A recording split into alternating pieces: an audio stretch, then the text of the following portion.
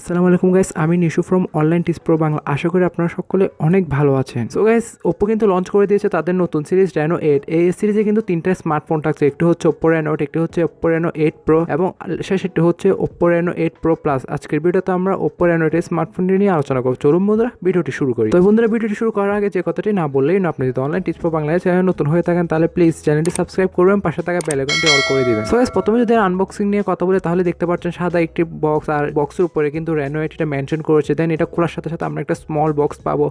দেন আমাদের কাঙ্ক্ষিত স্মার্টফোনটি, দেন এখানে থাকছে একটি অ্যাডাপ্টার এবং শেষে একটি কেবল পাবেন। ছোট বক্সটি খোলার সাথে সাথে যেগুলো সাধারণত পায় আর কি, ইউজার ম্যানুয়াল, টিপিউ, একটি সিম ইজেক্টর। কিন্তু এই স্মার্টফোনের ওজন করা হয়েছে 179 গ্রাম এবং এটি থিকনেস করা হয়েছে 7.7 মিলিমিটার। ওজন এমন থিকনেস অনুযায়ী স্মার্টফোনটিকে আপনি মোটামুটি স্লিমই বলতে পারেন। প্রথমে যদি এই স্মার্টফোনটি ডিজাইন এবং বিল্ড কোয়ালিটি নিয়ে কথা বলে তাহলে এখানে ব্যাকে কিন্তু গ্লাস ব্যবহার করেছে, আর ব্যাকে কিন্তু আপনার কর্নিং গরিলা গ্লাস 5 এর প্রোটেকশন থাকছে। তবে আমার এখানে সবথেকে দুঃখজনক ব্যাপার লেগেছে এর ফ্রেমে কিন্তু প্লাস্টিক ইউজ করেছে। আমার মনে হয় কিন্তু অ্যালুমিনিয়াম ইউজ করা উচিত ছিল। ডিসপ্লে নিয়ে বললে স্মার্টফোনটিতে ডিসপ্লে ব্যবহার করা হয়েছে 6.43 ইঞ্চের একটি অ্যামোলেড প্যানেল, যেটি একটি 19 হার্জের অ্যামোলেড প্যানেল এবং এই ডিসপ্লেটির রেগুলেশন হচ্ছে 1080x2400 পিক্সেল এবং ডিসপ্লেতে আরও থাকছে 20.9 রেশিও এবং 409 পিপিআই ডেন্সিটি। এখানে আমার সব থেকে বেশি খারাপ লেগেছে এখানে কিন্তু এই প্রাইস রেঞ্জে কিন্তু এখানে 90 হার্জের প্যানেল ইউজ করেছে। এখানে মিনিমাম 120 হার্জের একটি প্যানেল ইউজ করা হচ্ছে। তার সাথে আরও থাকছে 800 নিটসের পিক ব্রাইটনেস। এটি সরাসরি সানলাইটে আপনি ইউজ করতে পারবেন, তো এমন কোনো প্যারা খেতে হবে না। আর এর ব্যাকে কিন্তু ট্রিপল ক্যামেরা সেটআপ ব্যবহার করেছে, আর প্রাইমারিতে থাকছে 50 মেগাপিক্সেলের মেইন সেন্সর, যেটি অ্যাপারচার হচ্ছে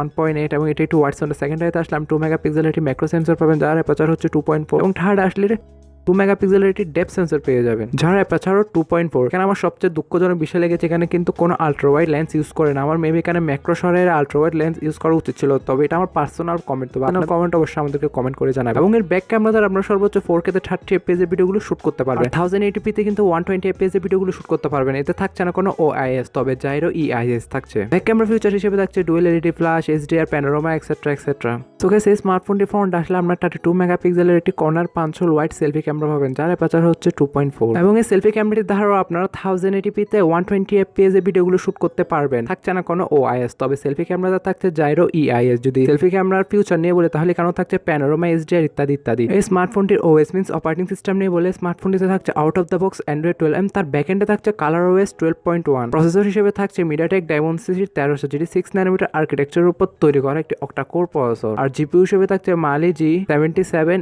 MC9। মিডিয়াটেক ডাইমেনসিটি 1300, এই প্রসেসরটি মিডিয়াটেক ডাইমেনসিটি 1200 থেকে একটু উন্নত মানের ধরতে পারেন, বিকজ এখানে এটা কিন্তু 6 ন্যানোমিটার আর্কিটেকচারের উপর তৈরি করা একটি অক্টা কোর প্রসেসর, যেটি অনেকটাই পাওয়ার এফিশিয়েন্ট বলতে পারেন আপনি। আর এই প্রসেসরটি তারা যে কোনো হাই গেম যেমন PUBG, COD, SWORD line, free fire etcetera যে কোনো গেম আপনি মোটামুটি ভালো গ্রাফিক্স রেখে খেলতে পারবেন। আর গেম চলাকালীন তেমন ল্যাগ অথবা FPS ড্রপ তেমন লক্ষ্য করে। এই স্মার্টফোনটিকে ব্যাকআপ করার জন্য থাকছে 4500 mAh এর মেসিভ একটি ব্যাটারি, তার সাথে বক্সে প্রোভাইড করেছে কিন্তু 18 ওয়াটের একটি ফাস্ট চার্জার। আর ওপো দাবি করেছে তাদের এই চার্জারটি দ্বারা আপনি 0 থেকে 45% চার্জ করতে পারবেন ওটা 10 মিনিটের মধ্যে, আর 0 থেকে 100% চার্জ করে নিতে পারবে মাত্র 28 মিনিটে। কথা বলতে গেলে আপনি 0 থেকে 100% চার্জ করে নিতে পারবেন তো আধা ঘন্টার মধ্যে এই ফাস্ট চার্জারটি দ্বারা। এখানে কিন্তু আপনার USB Type-C 2.0 ইউজ করেছে, আরও থাকছে ওয়্যারলেস চার্জিং আর রিভার্স চার্জিং এর সুবিধা। যে সিকিউরিটি নিয়ে কথা বলে তাহলে এখানে থাকছে ইন ডিসপ্লে ফিঙ্গারপ্রিন্ট সেন্সর, যেটা খুবই অ্যাকুরেট এবং ফাস্ট বলে জানা গেছে। এবং সেন্সর নিয়ে বলে এখানে প্রয়োজনীয় সব সেন্সরই থাকছে, যেমন জাইরো, অ্যাক্সিলোমিটারি, কম্পাস এক্সেট্রা এক্সেট্রা। কানেক্টিভিটি নিয়ে বলে কথা বলে তাহলে এখানে থাকছে wifi, dual band wifi, bluetooth 5.3, GPS, NFC etcetera etcetera. Ports and button নিয়ে বলে এখানে কিন্তু সকল ধরনের পোর্টস এন্ড বাটন থাকছে না। এখানে কিন্তু আপনি একটা জিনিসই মিসিং করবে, সেটা হচ্ছে 3.5mm হেডফোন জ্যাকটি। আর এই স্মার্টফোনটিতে আপনি 2টি সিম ইউজ করতে পারবেন, এক্সট্রা কোনো মেমোরি কার্ড ইউজ করতে পারবেন না। আরও থাকছে ডুয়েল স্টিরিও স্পিকার, যেটা সাউন্ড কোয়ালিটি মোটামুটি লাউড এবং ক্লিয়ার। সো গাইস, এই স্মার্টফোনটি আপনি 3টে RAM ভেরিয়েন্টে বাজারে অ্যাভেলেবল পাবেন। একটা হচ্ছে 8GB RAM 128GB internal storage, আরেকটা হচ্ছে 8GB RAM 256GB ইন্টারনাল, এবং শেষেরটি হচ্ছে 12GB RAM 256GB রোজ।